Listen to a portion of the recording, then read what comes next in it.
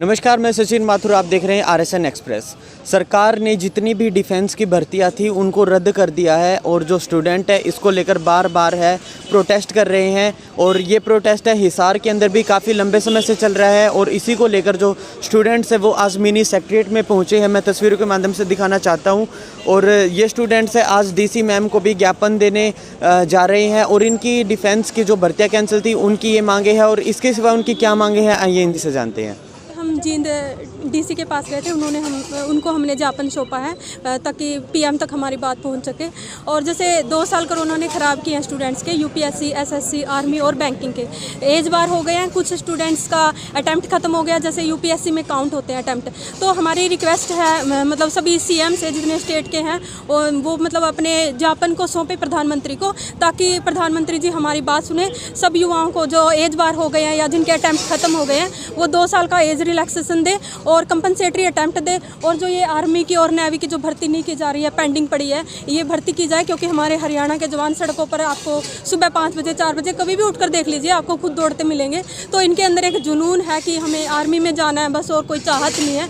तो ये आर्मी की भर्ती की जाए और नेवी की भर्ती की जाए और एसएससी का कैलेंडर जारी किया जाए। और जो ग्रुप सी और ग्रुप डी की वैकेंसी को कैंसिल कर दिया, जो 2018 से 2021 तक जिस स्टूडेंट्स ने फॉर्म अप्लाई किए हैं, क्योंकि बेरोजगार युवा है, हर कोई स्टूडेंट मतलब फॉर्म अप्लाई करता है। डिजिटल खर्चा भी होता है और जो ड्राफ्ट होता है वो भी होता है। अब जैसे गरीब मजदूर परिवार है, ईडब्ल्यूएस किसान परिवार के बच्चे हैं, उन लोगों के पास इतने पैसे नहीं है कि वो एकेडमी में बैठे रहें या फिर लाइब्रेरी में जाते रहें, क्योंकि लाइब्रेरी की भी फीस फिक्स नहीं होती है, एकेडमी की फीस भी फिक्स नहीं होती है। तो उन वैकेंसी को बहाल किया जाए, स्टूडेंट्स का एग्ज़ाम लिया जाए। और जो ये सीईटी का बहाना दे के कैंसिल कर रहे हैं, सीईटी का तो उन्होंने मॉडल भी जारी नहीं किया है। स्टूडेंट को मतलब छात्रों को भटकने पे मजबूर कर रही है सरकार। हम पढ़ने वाले स्टूडेंट्स हैं जितने भी यहाँ पे हैं, सब अच्छे स्टूडेंट्स हैं, अच्छी तैयारी करने वाले। और हमने ये जो मार्च निकाला है, तो हम 22 डिस्ट्रिक्ट जो हमारे हैं, जैसे कल हमने जींद में किया था और ऐसे ही 1 बाय 1 करके आज जैसे हमने हिसार में किया, ऐसे हम डीसी के माध्यम से सभी डिस्ट्रिक्ट के थ्रू तो हम पीएम तक और सीएम तक अपनी बात पहुँचाना चाहते हैं।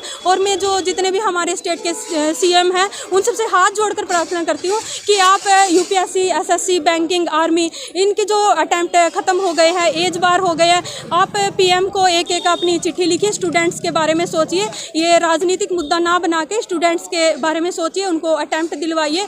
और एज बार जो हो गए उनको 2 एज का रिलैक्सेशन दिलवाने का हम पर आभार करें। मैम, आप निजीकरण के पक्ष में या खिलाफ में? हम खिलाफ में हैं। निजीकरण होगा, देखो रेलवे से ही आप ले लीजिए, रेलवे सबसे बड़ा सेक्टर है हमारे भारत में। अगर रेलवे का निजीकरण किया जाएगा, पहले ही इतना बेरोजगारी है। मैं पूरे हरियाणा की बात नहीं कर रही, पूरे भारत की बात कर रही हूँ। हरियाणा तो नंबर 1 हो गया, लेकिन पूरा भारत भी हमारा नंबर 1 ही हो गया। आप जैसे एसएससी जीडी के स्टूडेंट हैं नागपुर में, सड़कों के आगे लेटे हुए हैं, कितने दिन से आमरण अनशन चल रहा है।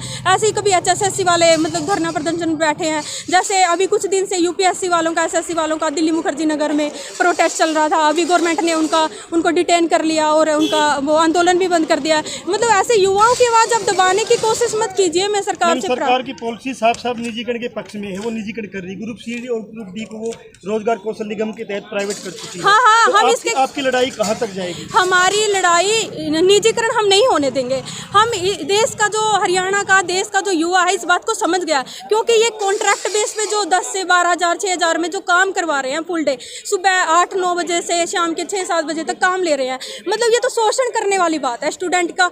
ना तो हमारी एजुकेशन में इतनी क्वालिटी, आप सरकारी स्कूलों में जाकर देख लीजिए। मतलब बातें तो इतनी बड़ी बड़ी हाँकते हैं कि हमने स्मार्ट स्कूल बना दिए। अरे शिक्षक नहीं है, जब शिक्षक नहीं होंगे सरकारी स्कूलों में बच्चे कहाँ से जाएंगे? वो नहीं जाएंगे, वो छोड़ के प्राइवेट में जा रहे हैं।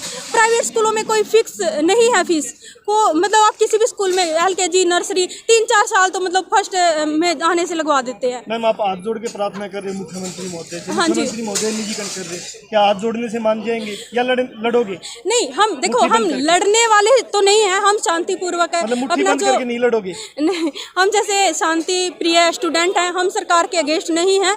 हम सिर्फ जो हमारे साथ अन्याय हो रहा है युवा युवाओं के साथ अन्याय हो रहा है, हम उसके खिलाफ हैं। हम किसी रूलिंग पार्टी के अगेंस्ट नहीं है। पूरे भारत की बात करूं और हरियाणा की बात करूं तो मेरे सीएम से और हमारे प्रधानमंत्री जी से प्रार्थना है, हम सरकार के विरुद्ध बिल्कुल भी नहीं है।